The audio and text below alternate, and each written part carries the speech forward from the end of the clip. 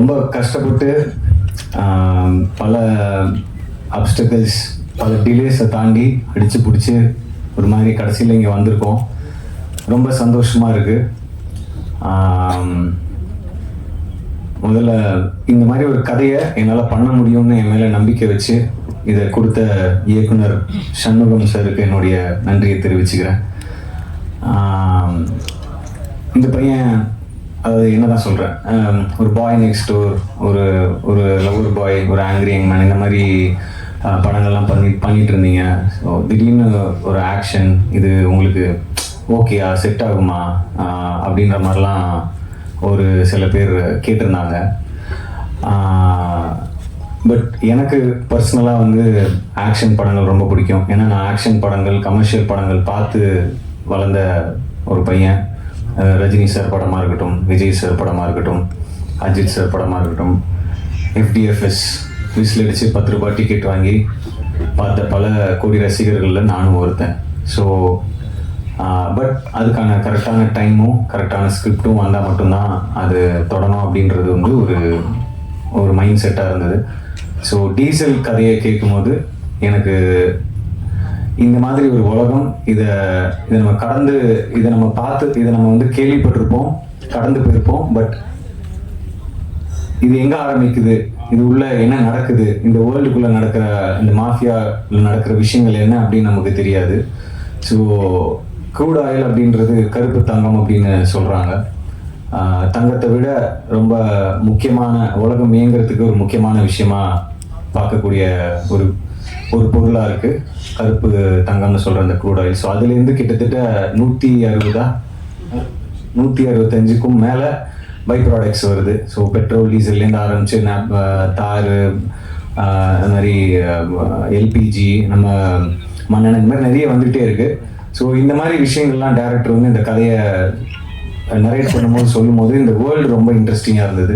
So அதனால தான் இந்த படம் பண்ணணுன்ற ஒரு ஆசை இருந்தது.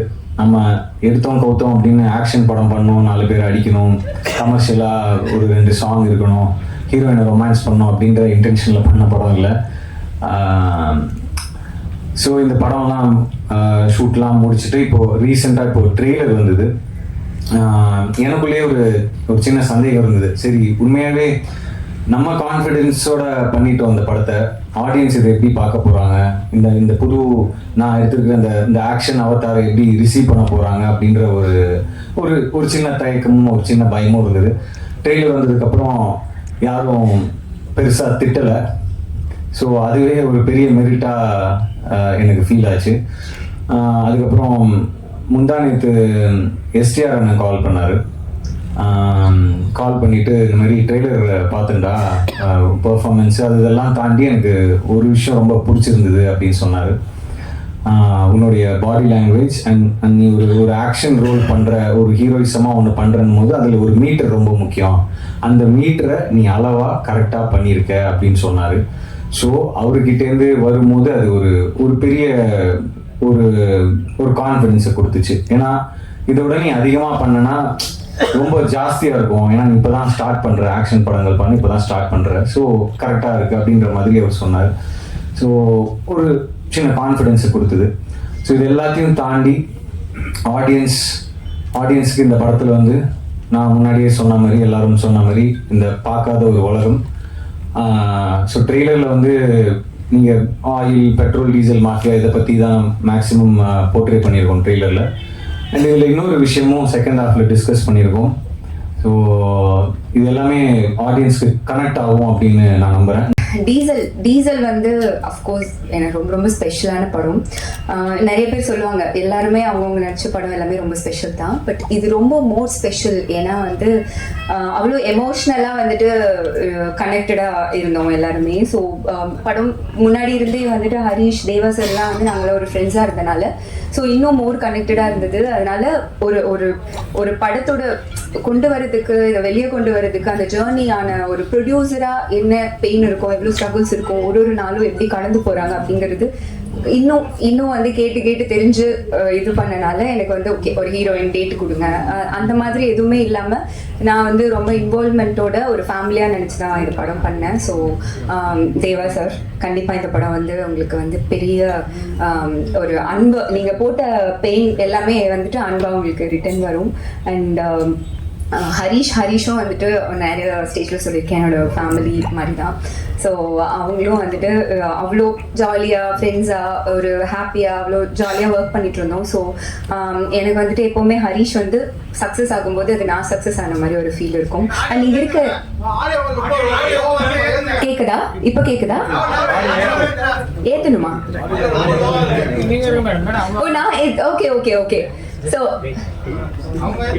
ஓகேவா?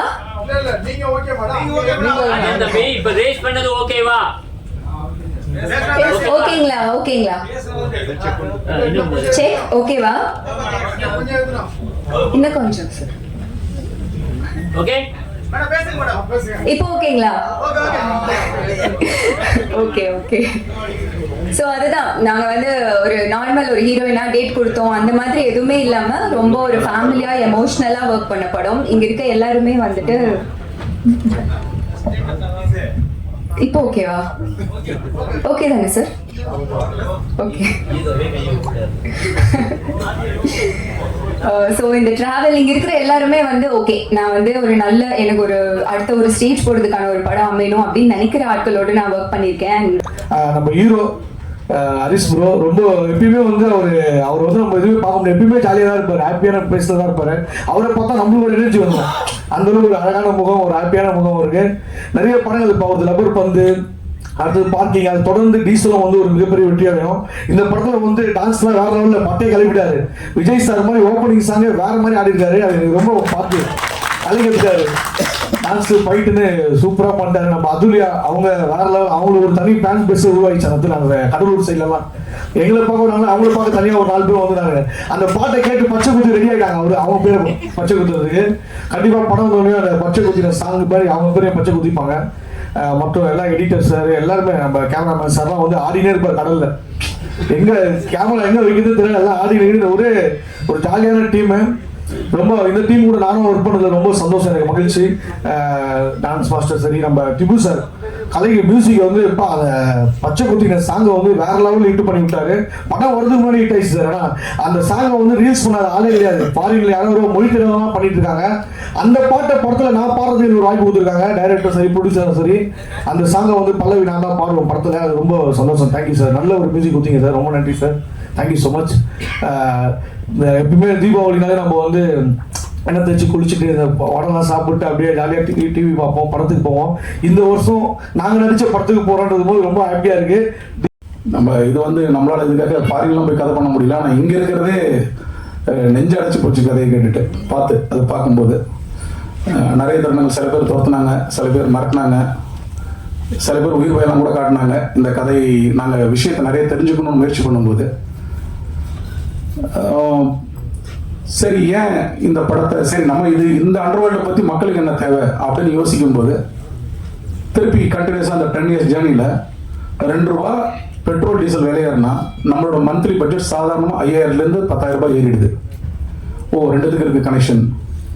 ஸோ இந்த திருட்டுக்கும் இந்த மாஃபியாவுக்கும் அதுக்கு பின்னாடி இருக்கிற பிஸ்னஸ்க்கும் நாம நேரடியாக பாதிக்கப்படுறோம். ஸோ இது மக்களுக்கு கண்டிப்பாக சொல்லலாம். அதனால காதல் கதையும் இந்த ஃபேமிலி சென்டிமெண்ட் விட்டுட்டு இந்த கதைக்குள்ள போகலாம் அப்படின்னு சொல்லிட்டு தான் அது ஜாலி இன்னும் ஜாஸ்தி பண்ணேன். ரகசியத்தை தெரிஞ்சுக்கிறதுல எப்பயுமே நம்மகிட்ட ஒரு ஆர்வம் இருக்கும். மூடி வச்சிருக்கும் போது அது கைக்குள்ள என்ன இருக்குன்னு தெரிஞ்சுக்கிற ஒரு ரகசியத்தை தெரிஞ்சுக்கிற ஒரு ஆர்வம். அந்த ரகசியம் இந்த டீசல் ரகசியம். நிறைய ரகசியம் இருக்கு. நான் ஏன் கொடுக்குன்ற ஒரு ரகசியம், நான் ஏன் தேவையில்லாமல் செலவு பண்ணுன்ற ரகசியம், இந்த பணம்லாம் யாருக்கு போய் சேருதுன்ற ரகசியம், இதனால நான் எப்படி பாதிக்கப்படுற ரகசியம். இதை தெரிஞ்சுக்கிட்டா நம்ம என்ன வேணா கேட்கலாம். சாதாரணமாக நீங்கள் நல்லா கேள்விப்பட்டிருப்பீங்க, பெட்ரோல் பங்க்ல பாயிண்ட் அடிக்கிறது கேள்விப்பட்டிருப்பீங்க. பாயிண்ட் அடிக்கிறது ஒரு விஷயம் இருக்கும், அது எல்லா பங்க்லையும் நடக்கிறது தான். கலப்பட பெட்ரோல் ஓட்டுறாங்கன்றதும் நீங்கள் கேள்விப்பட்டிருப்பீங்க. அதனால நமக்கு என்ன ஆகுது அப்படின்னா உங்கள் வண்டி இன்ஜின் சீஸ் ஆகிடும். இது நிறைய பேருக்கு தெரியாது, மெக்கானிக்கும் சொல்ல மாட்டாங்க அவங்கள்ட்ட. இது நான் உள்ள போகும்போது எனக்கு தெரிஞ்சது. சரி இன்னும் என்ன அப்படின்னு பார்த்தா அவங்க யூஸ் பண்ணிக்கிற டேர்ம்ஸ் ரொம்ப புதுசாக இருந்துச்சு. பன்னிக்குட்டினாங்கன்னா பன்னிக்குட்டியா அப்படின்னா அந்த கடத்தலுக்கு ஒரு பேர் பன்னிக்குட்டி. சொக்கா போடுறதுன்றாங்க. சொக்கா போடுறதுன்னா என்ன? இப்படி ஒன்று எனக்கு தலைபால் போடுறதுன்றாங்க. அது இப்படி ஒன்று சுவாரஸ்யமாக இருந்துச்சு எனக்கு. இந்த சுவாரஸ்யமெல்லாம் என்ன பாதிக்குது, நேரடியாக நம்மளை பாதிக்குது. ஸோ இந்த விஷயத்த கதையாக எழுதி கொண்டு புக் வச்சுட்டு நான் போய் ஏறி இறங்காத ஆஃபீஸ் கிடையாது, சொல்லாத ஹீரோஸ் கிடையாது, எல்லார்ட்டையும் சொல்லி முடிச்சாச்சு. கடைசியாக நான் போய் சேர்ந்த இடம் தேவராஜ் சார். இந்த கதையை பண்ணலான்னு நம்பிக்கை கொடுத்தாரு. ஒரு தயக்கம் இருந்துச்சு, பட்ஜெட் எப்படி போய் லேண்ட் ஆகும் அப்படின்ற ஒரு தயக்கம் இருந்துச்சு. ஹீரோக்கும் பிடிச்சிருந்தது, ஹரிஷ் சாருக்கு அவருக்கு ரொம்ப பிடிச்சிருந்தது கதை. ஆனால் எல்லாருக்கும் ஒரு சின்ன தயக்கம் இருந்துச்சு பட்ஜெட் அப்படின்னு. எனக்குமே அது இருந்துச்சு, ஆரம்பிக்கும் போது இருந்துச்சு. ஆனால் இது மாடிக்காக சொல்லலை, டேங்கர் லைன்லேருந்து நீங்கள் எண்ணெய் கொட்டுறதை பார்த்துருக்கலாம், தப்புன்னு கொட்டும். அந்த மாதிரி ஒரு டேங்கர் லைன் பணத்தை கொண்டு வந்து கொட்டியிருக்கிற படத்துக்கு பயங்கரமாக இருந்துச்சு. ஒரு கடத்தில் எனக்கே பயம் வந்துச்சு. நான் சொல்லியிருக்கேன் வேணாமே நிறுத்திக்கலாமேன்னு. இல்லை, நான் ரொம்ப தூரம் போயிட்டேன், நிறுத்த முடியாது அப்படின்னு தேவராஜ் சார் சொல்லிட்டாரு.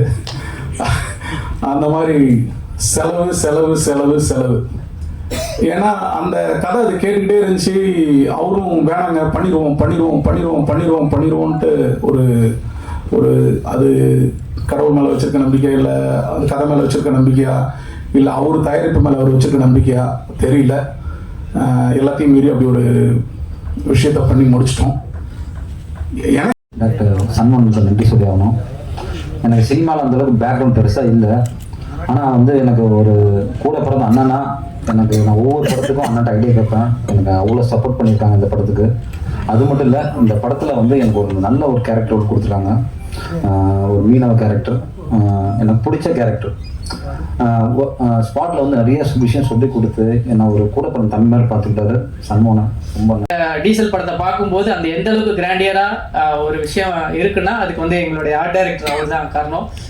ஸோ அதை மாதிரி ஒரு டெக்னீஷியன்ஸுமே எல்லாமே அவங்களுடைய விஷயத்த பண்ணியிருக்காங்க. ஸோ வினய் சார், நான் ஆல்ரெடி சொல்லியிருந்தேன், அவர் வந்து வில்லனா என்னால் அக்செப்ட் பண்ணிக்கவே முடியல. ஏன்னா வந்து அவரை ஸ்க்ரீனில் வில்லனா என்னால் கண்டிப்பாக ஏற்றுக்க முடியும். ஆனால் ரியலில் அவர் வந்து ரொம்ப க்யூட், ரொம்ப ஜாலியான ஃப்ரெண்ட்லியான type.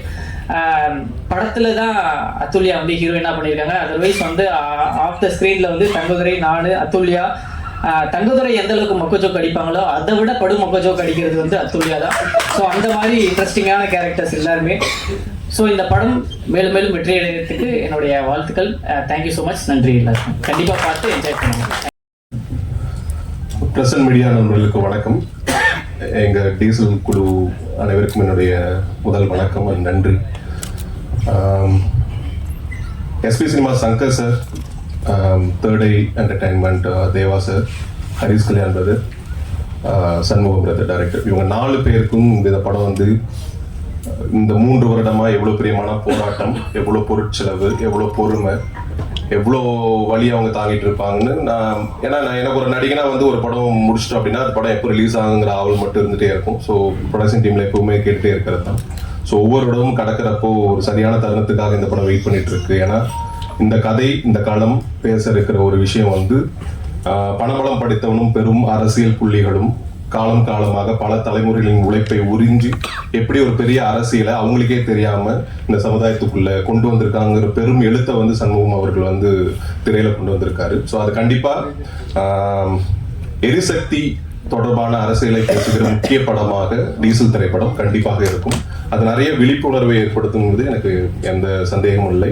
And Harish Kalyan brother அவரோட சாய்ஸ் ஆஃப் ஸ்கிரிப்ட் செலெக்ஷன்ஸ் வந்து ஃப்ரம் த பிகினிங், ஃபர்ஸ்ட் படத்துலேருந்து இன்னைக்கு தேதி வரைக்குமே ஒரு கதை இருக்கணும், அந்த கதைக்கு அவர் பொருந்தி முதல்ல போகணும் அப்படிங்கிறது மட்டும்தான் அவரோட ப்ரியாரிட்டியாக இருந்திருக்கே தவிர நான் ஒரு ஹீரோ எனக்கான கதையாக ஏதாச்சும் இருக்குமான்னு அவர் இது வரைக்கும் பார்த்தே இல்லை. அப்படி இருந்திருந்தா ஒரு பார்க்கிங்கோ ஒரு லப்பர் பந்தோ இன்னைக்கு நம்மளுக்கு கிடைத்திருக்காது.